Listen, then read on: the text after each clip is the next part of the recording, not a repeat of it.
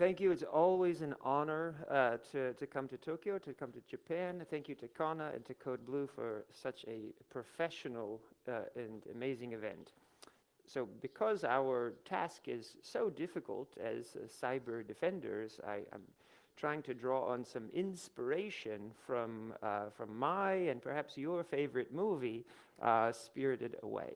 So who am I? I did 20 years in the US government.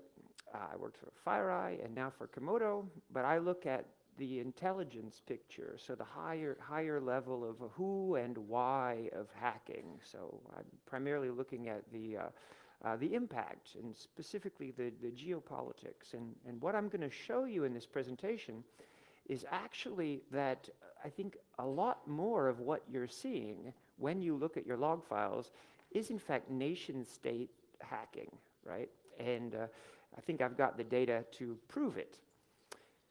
So on the power side of the equation, I think there's maybe three kinds of cyber attack. There's data theft, data denial, and data manipulation.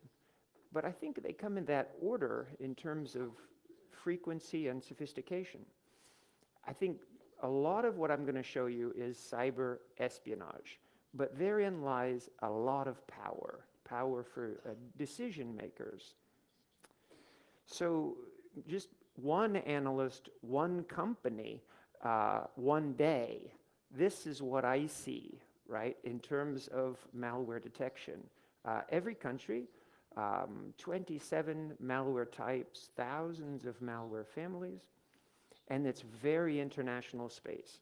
So there is only one internet, there's only one cyber space, but hackers are constantly occupying terrain in other countries, giving them potentially dozens of opportunities to collect information that their national security establishment would want to have, right? But from a cyber defense perspective, this is a challenge. I sat at the Pentagon for years trying to figure out this attribution question, much closer to the year 2000.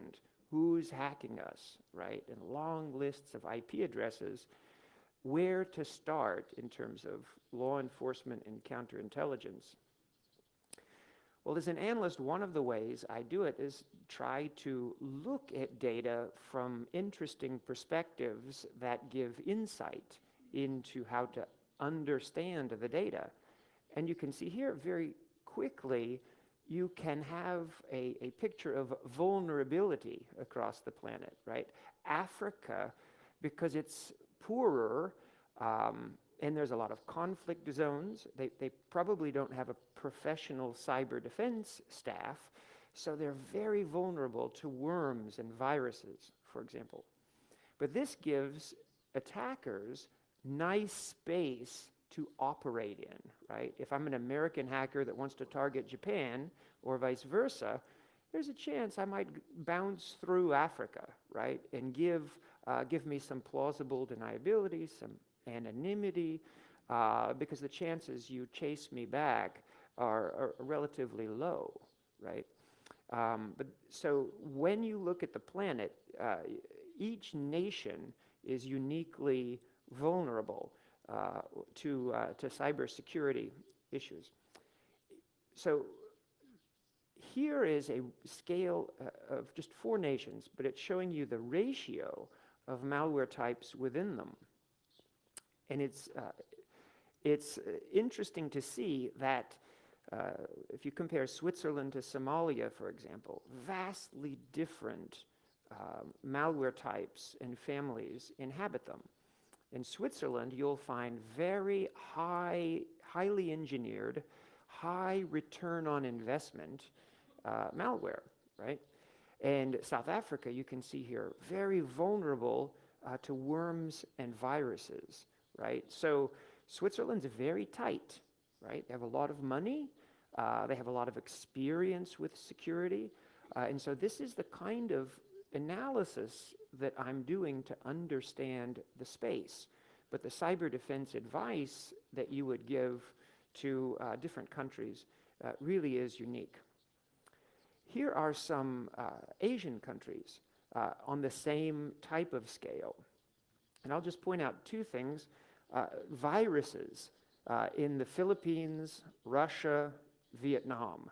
You can see that these countries are more vulnerable to older code, right? Older malware that take advantage of either unlicensed, unpatched, pirated software, right? This is not good for them or for the world, but you can see the state of cybersecurity within them. In Japan and South Korea, you can see some similarity in terms of ratios, but also the back doors that I was talking about. And this is indicative of more wealth in these countries and more targeted operations to go after that wealth. In this presentation, I will show you a number of timelines because I find this is one of the most helpful ways to view your data. So if one of your computers is pinging or sending a communication at 2 in the morning, that's a sign of trouble, right, on your network, because nobody should be sitting there. So in the same way, timelines show you when things happen. And it's very important, especially in national security, to see the spikes in malware and their potential causes. So Trojans, I'll just show you 4 malware types. These are our most stable set of malware. But you can see with Ukraine and Egypt, someone on July 29th and August 2nd was very determined to get information out of one of those countries. But Trojans, we have thousands. They're our most complicated data set, but our biggest as well, right? Maybe 80% of our detections or something, non-application, are Trojans. The trouble with a Trojan is it's a Swiss Army knife, right? You can do anything with a Trojan, from just read email to encrypt the hard drive for ransomware. Look at how volatile worms are, right? And in general, you'll see a poorer socioeconomic profile of these countries.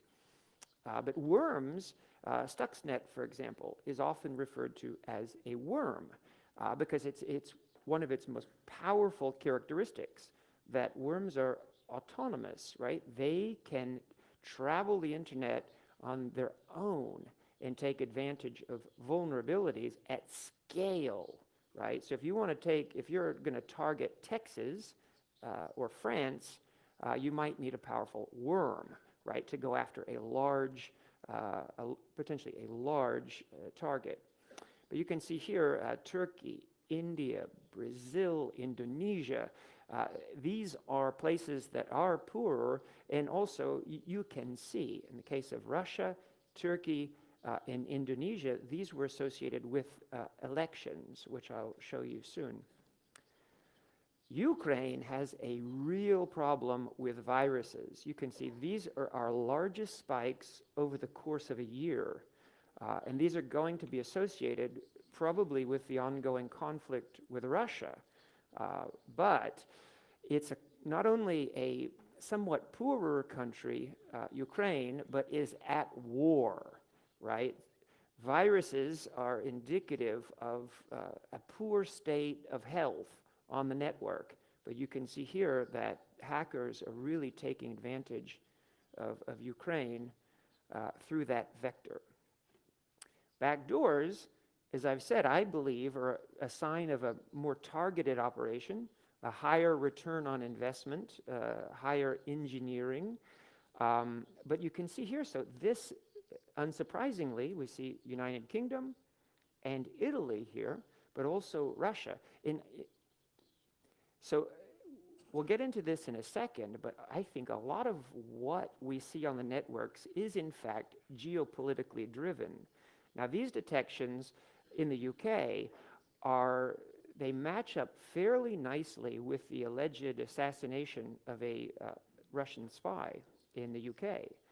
You can see here, if you look at the spike here where Russia is noted, I saw the same backdoor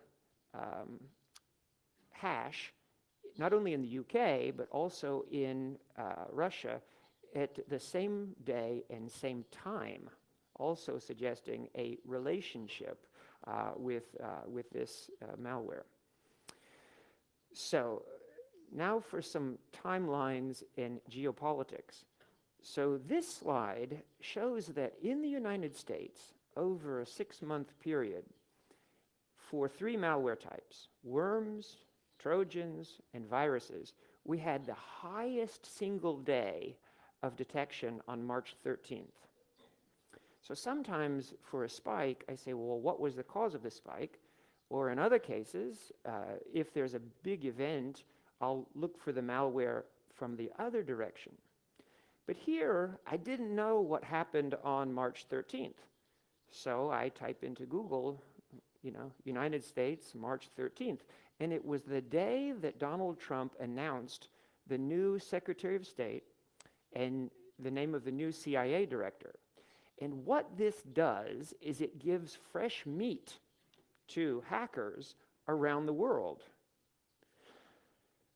And it's not that I'm saying this is the Russians or this is the Chinese. What I'm saying is that a lot of nation states and their state hackers or their contractors, subcontractors, lone wolves, you name it. It's the whole collection of them that all of a sudden have new intelligence requirements, right? And this is not one computer or even 1,000, but these are millions of data points collated. And if you're skeptical on this slide, that's great. Here is a case in which you can see very clearly the relationship, right, between network security and national security. So these are the annual military exercises between the United States and South Korea. And on those very days, you see the Trojan detections in South Korea. They are through the roof. Why? Because not only are the United States and South Korea and North Korea probably interested in what's happening there, but also Japan, also China, also Russia, and some other nations too. June 4th in China, our largest single day of detection this year by far, and this speaks to the power, again, of computer network operations. In this case, it may be some law enforcement, some counterintelligence. But you can be sure that 3-letter agencies in other countries will also be very interested in what's happening in China on the anniversary of Tiananmen Square. Revolution in Armenia also brings interest from hackers, right? Probably domestic and abroad. And what does this mean for you if you're in a healthcare, right, industry? Well, whenever there's a new CEO, acquisitions, stock price, mergers, anything that relates to healthcare on a strategic scale, the same thing is going to happen to you, right, in your industry. In Belarus, they tried to pass legislation against fake news. So we see a spike on that day. Now, it's probably some government action and maybe some foreign governments trying to figure out what's happening. Maybe some students, right? Maybe some potential revolutionaries. But another thing I'm going to show you as we move into the slides is the order of operations for hacking, right? You've probably heard of the cyber kill chain, right? If I'm targeting a person in this audience, I need to know their email address, their IP address, etc. It's the same on a national scale, right? And so what I'm going to show you is that if there's an election coming, there'll be adware. There will be suspicious applications, followed by viruses or worms, followed by Trojans, backdoors. This is the order of operations for hacking, whether it's one person, an enterprise, or a nation. Now, sometimes smaller countries as well, it's even easier to see. But this spike in Nigeria was easy. I typed in Nigeria May 24th, and they were on the cover of CNN with a Amnesty International article decrying the human rights situation in Nigeria. In Nepal, May 28th, the day that Nepal decided not to cooperate with China on developing an international project dam in the country. Here's a financially motivated attack, right? In the little island of St. Kitts Nevis, my daughter actually found this spike, and so then I say, well, what happened there? And it was pretty easy to see. On the same day, on March 13th, the island was placed on an international financial blacklist, right? So that was on the 13th. But on the 12th, already we can see hackers busy trying to take advantage of the situation as in insider trading, right? Somebody knew about this and beforehand and was hacking the country, something related to finances. So that was sometimes looking at spikes and then trying to explain them. But in the next two cases, so the summits in Singapore between Trump and Kim, so that's the only thing in the news for the day. So I pull up Singapore detection, and you can see the interest on the part of hackers, right? Again, most of this will be espionage, but some of it might be more targeted and manipulative operations. You know, it's hard to know, but you can see not only the proximity physically, but in terms of time. So same thing in Finland with the Trump-Putin summit. And the day it was announced, I saw a nice virus spike in Finland. And in order to further confirm the relationship, I said, where did the spike take place? And it was in the neighborhood of Helsinki where the summit would take place, right? Because sometimes you want to be close to your target, right? For not only for logical, but physical connectivity. I have one slide, it's not in this presentation, but a blow up of Virginia, Maryland, and Washington, D.C., and you see a nice red ring around the White House in terms of malware detection, right? So the hackers are not behaving randomly, but they have a target that they're trying to get close to. So the Saudi journalist Khashoggi, right, that disappeared on October 2nd. Obviously, this is a major news story with international implications, ultimately that could be regime changing, right? On October 2nd, already I see suspicious malware detection in Turkey, which tells me that intelligence agencies, informed ones, are seeking information very quickly about what's going on, right? So on October 2nd and October 4th in Turkey, it comes a bit later in Saudi Arabia, but you can see Saudi Arabia, because of its wealth, should be a fairly stable malware environment. But you can see here on October 14th and October 19th, roughly 2 weeks after the disappearance, somebody is very interested in pulling information out of Saudi Arabia. So let's look at a couple of timelines on Japan, and you can't make this stuff up, right? So this is a year and a half worth of malware detection in Japan, just from my company.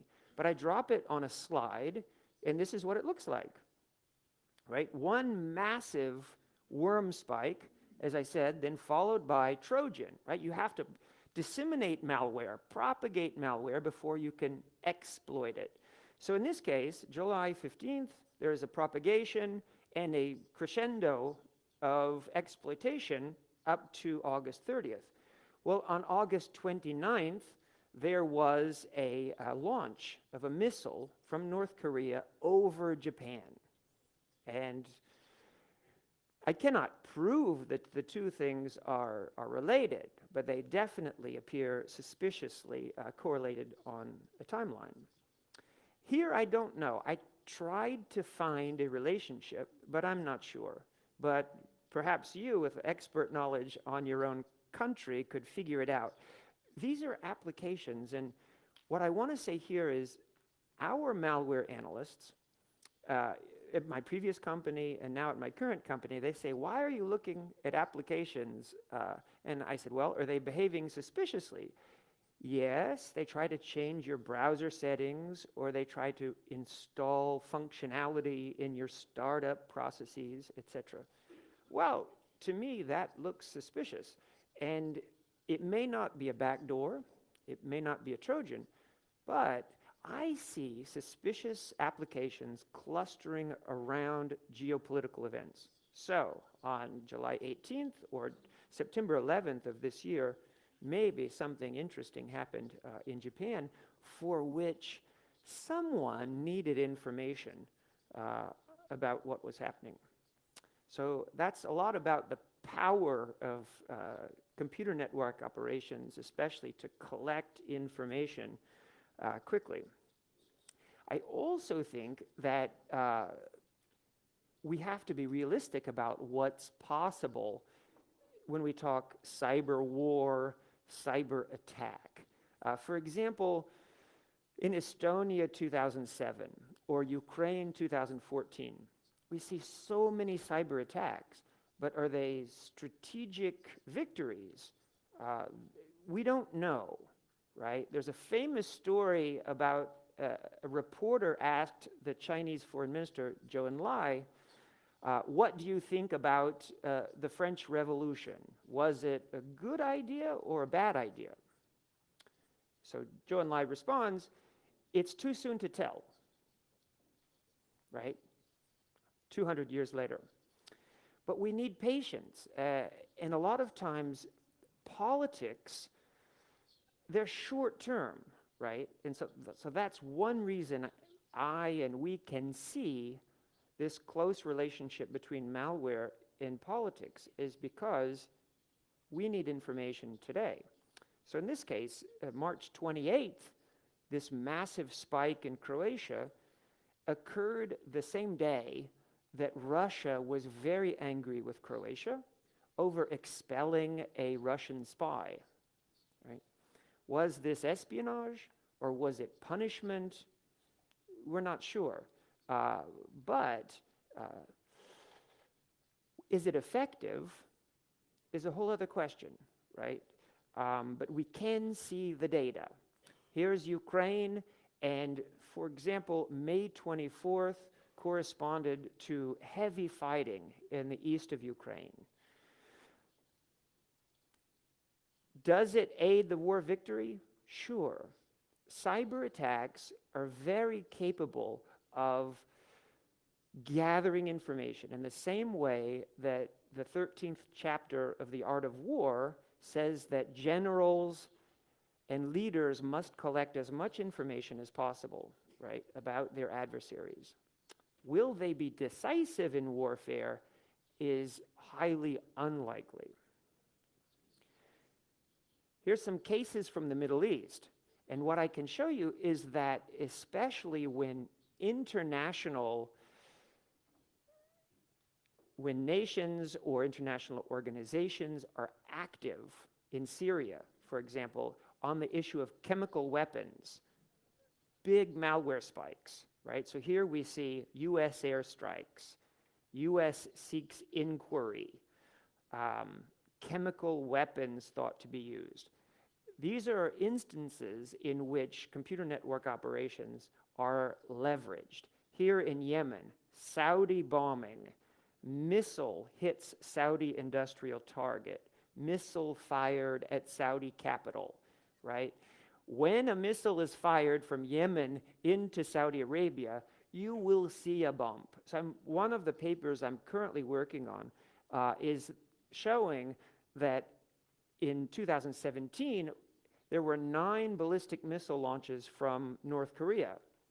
And what we're trying to prove is that each one of them yielded a bump or a spike in malware detection in South Korea, right? So an event that important, the hackers need to get in quickly to understand what's happening. Palestine, the same. UN, International Criminal Court, US. These are international events for which major powers and intelligence agencies are going to need information quickly. So here's one from Iran, right? And again, Pompeo.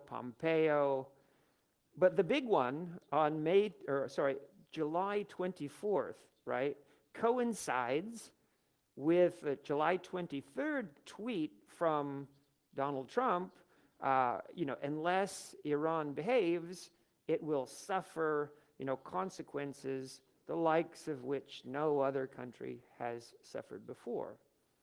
So I think these two things are absolutely related, right? I'm not saying these are necessarily American hackers, but I can say that hackers are very interested in this tense political situation.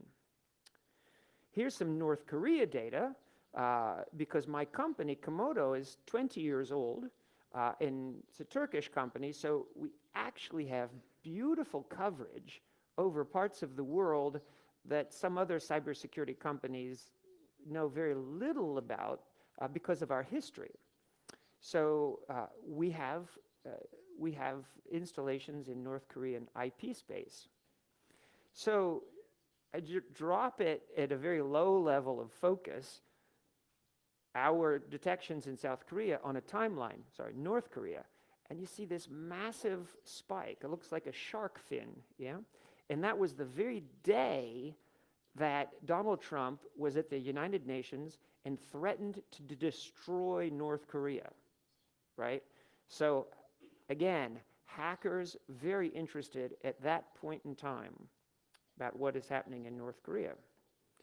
And the more I dig into the data, the more you can see the reasons for the spikes. And this is why I really do want to suggest that more of what you're seeing in your log files is nation-state activity than you think, right? And less of it is random than you think. So just the tallest spike here, you'd probably be interested. Trump in Japan, Trump in South Korea, Trump in Beijing. So I could do a whole presentation. I've been looking at this data for 2 or 3 years. Trump, Tillerson, Netanyahu, when they travel, a cloud of malware follows them, right? And this is only logical, right? These are major geopolitical events for which 12, 24, maybe more intelligence agencies, maybe even individual researchers, but certainly contractors are also interested. Again, North Korea, this big spike was anti-censorship programs as well as Windows activation software that we detected, and it coincided when the South Korean and the North Korean leaders were holding hands on the border. It's totally logical, right? It's not random.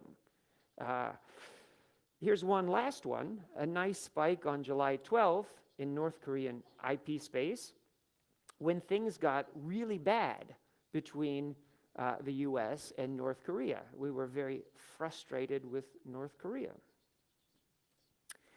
Okay, so the final element, persistence. Now, if you haven't seen Spirited Away, the film, please do yourself a favor and watch it, or if you haven't seen it for a long time. Because as a cyber defense team, and all of us are family to some degree, we see each other at conferences around the world, and we're trying to protect computers. And as Miko put it yesterday, we're trying to protect civilization. There is a lot of malware out there, and it is going to require persistence on our part because the hackers are all day, every day. So I want to show you here the current research that I'm looking at for elections, because this is a hot topic. And again, I find correlations all over the place, right?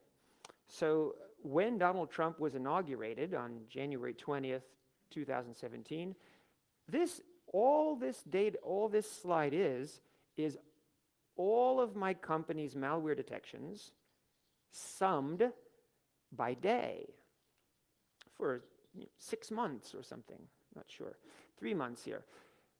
Point is the highest cluster, it's easy to see, right? But on such an important day, transfer of power, I know that your emperor, for example, next year there'll be a change, right? Then there'll be the Olympics in Japan. So beware that all of these major events, there are going to be hackers and malware clustering around them. Why? Because it's going to fall under other nations and their contractors' collection requirements. So even in peaceful countries like Norway, which Norway is actually a very strategic player in NATO, right? There's a lot of games taking place currently between Russia and Norway, right? If you think about it, between global warming, submarines, Norway is where a lot of the equipment for NATO is stored for the event of war. You can see that somebody was very interested in their election in Norway. In Iraq as well, not only for the vote, but for the recount, right? Intelligence agencies, very interested. Now, are they trying to manipulate the vote? It's hard to say. But with a Trojan, you can do anything, right? You can steal information, you can block information, or you can manipulate data, right? You can change numbers, right? There might be paper ballots that could correct the record, but after the election's over, there might be no chance for a do-over. Referendum in Burundi. A gubernatorial election, that means governor, right? The leader of Virginia. This was a big race in America. Trump campaigned for his candidate. You can see, this is the week before the election, the number of Trojan detections this is my state currently. In Ohio, we just had a special election, and the various colors here are Trojan detections by state, just dropped on a timeline. You can see Trojans the week prior to the election. Someone very interested in what's taking place. This is incredible. So then I said, well, let me look across the planet and see if I can do something systematic. And so I looked at 45 elections over 6 months at the national level, and about a third of them had a very tight correlation with the highest malware spike. So everything that's left on the chart here is about 30% of the 45. But all of these countries had their highest malware spike within a couple of days of the election or referendum. So now I'm digging in to try and understand this better, and what I'm finding is somewhat alarming. But here, Mali, Russia, Turkey, Azerbaijan, Colombia, you can see this same hacker kill chain, right? Applications, they would be used to gather information, right? And I can't think of another way to do it, because the cyber kill chain for an individual is, I have to know your email address, your IP address, your social media account. Well, if I want to target Texas or Moscow, I've got to be able to do that at scale. And so one way to do that would be adware, right? Or some suspicious application that I get, not all of you to install, but maybe half of you, maybe even 10% of you, but then I can extrapolate, right, from that to, as a sample of the data set, to the larger group. But applications then followed, I mean, look at Russia. Applications right before the election, right? So that dotted red line is the election. The blue line is the number of suspicious applications that we detected right before the election, followed by worms and Trojans, right? So Turkey as well, the applications came right before the announcement of the election, then followed by worms, and finally Trojans the day or two before the election. So you see the pattern, right? And so in the United States, currently we have an important election. You may be aware, and Trump is very nervous, and the country is on edge. But you can see here we have 50 states, and these are 13 what we call swing states. They could go Democrat or Republican. The other states don't really matter, right? Every election is essentially decided by Ohio, Pennsylvania, Florida, etc. So I took the 13 swing states and the 37 non-swing states, and you can see 6 months ago, the math was normal, right? The 37 had, roughly 2-3 times the 13. But as we move closer to the election, now the swing states are higher than the non-swing states. So 37 is higher than 13, right? Because the election is just around the corner. And look at this. Just as we saw in other countries, here comes the adware. Here comes the reconnaissance.